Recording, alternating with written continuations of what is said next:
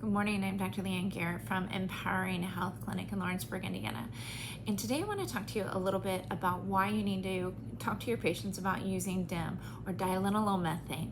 Now, DIM is a very important supplement for your patients who are on HRT, whether that is bioidentical pellets, whether that is estrogen creams, or even if you're doing things like pregnenolone and DHEA. This is very important because the pathway that estrogen goes down can break off into bad pathways, especially if you don't know how to interpret labs correctly and you can't see that there's an issue within the liver brewing. So let's talk a little bit about what it is, why we need it, and how it affects the body. So hang with me just a moment. Okay, so first thing that we want to talk about is estrogen clearance through the liver.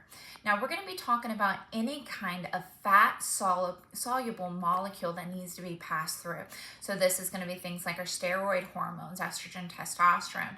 This is going to be things like cholesterol.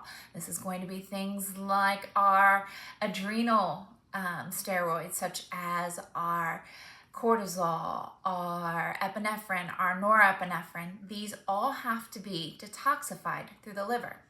Within the liver, we have two phases, phase 1, phase 2. Phase 1 uses that CYP450 enzymatic pathway. Phase 2 uses a conjugation pathway until it is ready to be excreted through either the kidneys in the urine or the bile through the feces. This is the pathway that I typically show my patients when we're in the office. So toxins, this isn't just I went out and I huffed some glue and now I have to get rid of this throughout my body. Toxins can be when a metabolite reaches the end of its life. So when estrogen reaches the end of its life, when testosterone reaches the end of its life. When any of these reach the end of its life, it is no longer usable or viable for the body. We have to excrete it. So we have to go down these two pathways, phase 1, phase 2. Phase 1 is going to be using a lot of our B vitamins, glutathione, phospholipids. Now, this brings us to a second issue. If your patient has MTHFR, either one gene, two gene, whether it's expressing, whether it's not expressing, what is happening with them is they cannot methylate their B vitamins. So imagine you wanted to bake a cake and you say, all right, I'm going to go get raw ingredients. So I'm going to grab some wheat from the field. I'm going to grind it up to make flour, and then I'm going to bake my cake. The same thing happens with methylation. You get the raw form of B vitamins. It becomes methylated or changes over to a usable form. Now, if you have MTHFR, you cannot methylate your B vitamins. So what you need to do is you can't go from the raw form of B12 and use that for something within the body. You have to find one that's already made. So it's like going to the store and buying flour to bake your cake instead of getting the wheat to bake your cake. Now, I can go on a whole nother soapbox on why we need B vitamins for our Krebs cycle and for oxidation and all of this stuff, but just know B vitamins are very important for phase 1. Now, phase 2 is going to be using things like N-acetylcholine, glycine, taurine, glutamine, methionine. These are very important for our body, these amino acids, for opening up everything. Think about it like this. If phase 1 is a wash machine and phase 2 is a dryer, if you don't, or if your dryer is broken and you can't get these wash machine clothes into the dryer, these are going to stink. So we have to open up this pathway first. Now, each of these pathways is going to be using antioxidants. So vitamin C, selenium, copper, zinc, manganese, CoQ10, our bioflavonoids, all of these amazing things is going to use both of these. Now, these antioxidants are going to stop oxidative stress within the body. So it's going to help neutralize the free radicals that is causing damage. So now that you know how this pathway works, let's talk about what happens with our estrogens. Now, estrogen. When we have an active form of estrogen, and let me make this a little bit smaller.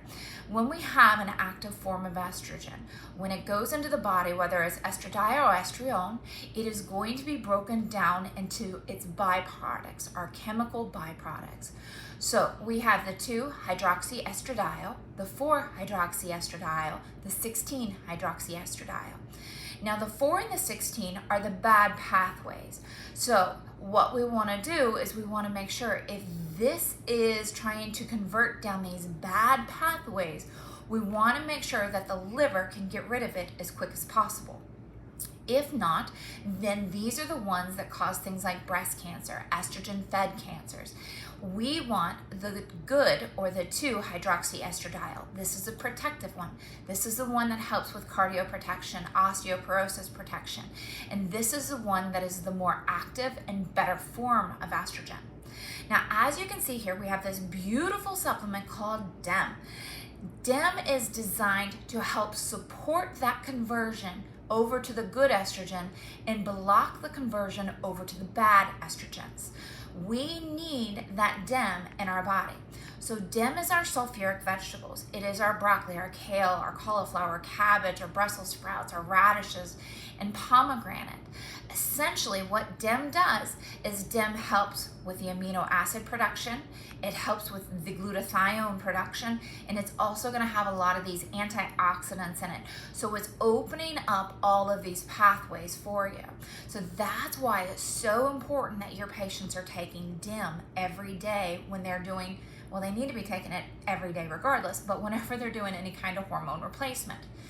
The answer is not adding more hormones or more pellets or more estrogen into your patients if they're not feeling well.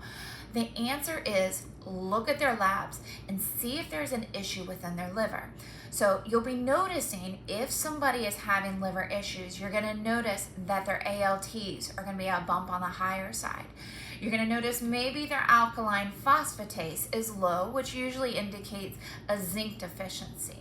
You're going to notice that perhaps their thyroid is off. Now we know our normal range of thyroid is a pretty decently, or TSH is a pretty decently broad range, like a 0.5 to a 4.2.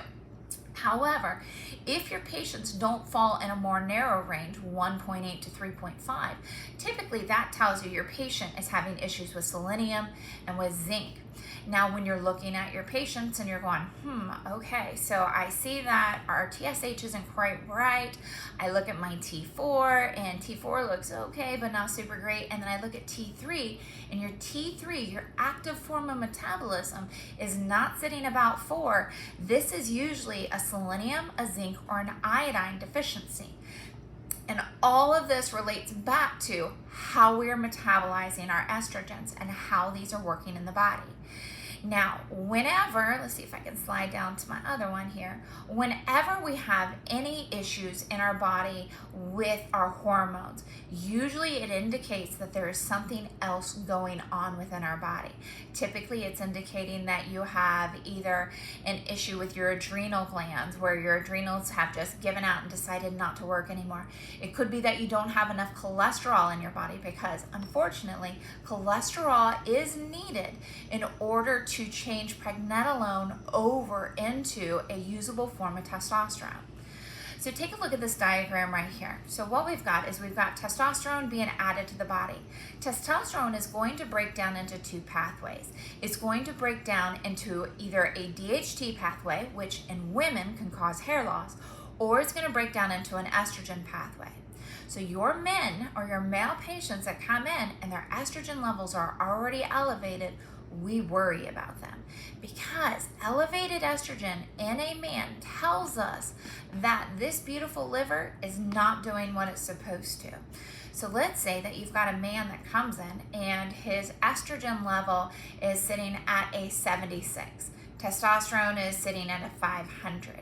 When you see that, automatically a little light bulb should go off that there is something wrong with the liver. Now, it could be a detoxification issue, but the higher it is, the more you need to worry about liver damage. Now, maybe they're a closet alcoholic. Maybe they take too much Tylenol. Maybe they have fatty liver or cirrhosis of the liver, which you'll see with your alkaline phosphatase. Perhaps they have an acute liver pathology like a hepatitis or something to that effect that is causing those levels to go up. So if you see a man with a relatively within range testosterone and high estrogen, think liver damage right away. So these patients, you're most definitely not going to want to put more testosterone in, because if their liver is not working, they are not going to be able to excrete the metabolites or the broken down pieces of whatever is left. And then you're going to cause more liver damage to them. The more liver damage you get, the more problems you're going to have. A lot of our medications are going to fall down the CYP450 enzymatic pathway, blood pressure medications, antibiotics, steroids, just about everything comes down this pathway. So if all of a sudden you have damaged this pathway because you have just kept adding more and more testosterone to them without addressing the underlying estrogen issue and making sure that there's plenty of DEM support in there, your patients are going to have a lot of problems, and it's not going to be good. Now, just as food for thought, within my practice, if I see bumps or elevations within the liver, I'm usually making sure that they're doing an NAC or N-acetylcholine, because this is a precursor to this glutathione. Sometimes we're doing glutathione injections. We're definitely doing some methylated B vitamins. I'm definitely putting them on a lot of antioxidants, trying to switch up the diet so that they're getting all of this from their diet as well, because food first, supplement second is my motto. Then I will come back and look at things and see if I've got an opening and if things are working better for our patients. But the heart of the matter is, we need DEM. You need to be encouraging your patients to take DEM. Men need to be taking more DEM, because they're going to be breaking down into estrogen, and their body does not use estrogen the same way that a female body does.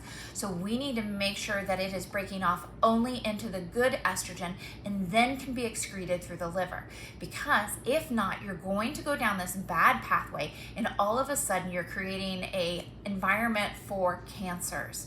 You're creating an environment for a very terrible level of disease or disease in your patients. Now, again, we want to make sure that testosterone comes in and then it's breaking down. It should break down into the estrogen. It should break down into the E1 or the estrone, come down and break off into that 2-OHE1, and then it should come on down to that good metabolite. If we're going into those other areas, we're going into bad metabolization. So how do we detox estrogen? We want to make sure that we are keeping those liver pathways open. So we want to make sure that they're getting the DEM in their body. Now, sometimes we're going to have some issues with sulfation. So we want to make sure that we're getting the sulfation up. So that's why I'm having my patients do a lot more of those sulfuric vegetables, so that we're keeping this open. Finally, if we're having more issues, sometimes we're going to have some issues with glucuronidation. Now, fun story, just a fact, glucuronidation, if you're doing any kind of stool testing, hormone testing, or even organic acid testing, and you see a high beta-glucuronidase on that patient, that tells you that estrogen is being leaked into the gut, broken down, and cannot be excreted adequately. So typically we're putting those on a calcium D-glucuronidate, but you need more information for this. But in all, make sure your patients are taking DEM. This is the most important thing that you can do.